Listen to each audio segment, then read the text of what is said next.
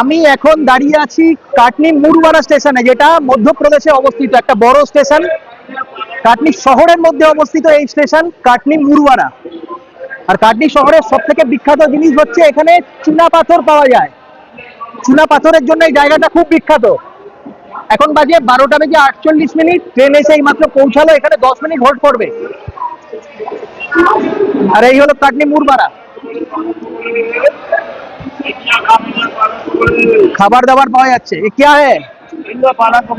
कितना करके? 20 रुपया करके।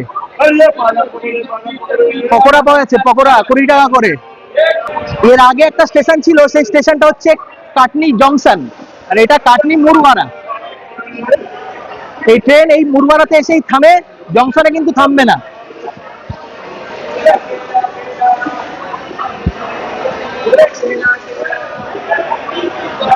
দশ মিনিট ট্রেন দাঁড়াবে, তো উঠে যাই ট্রেনের মধ্যে।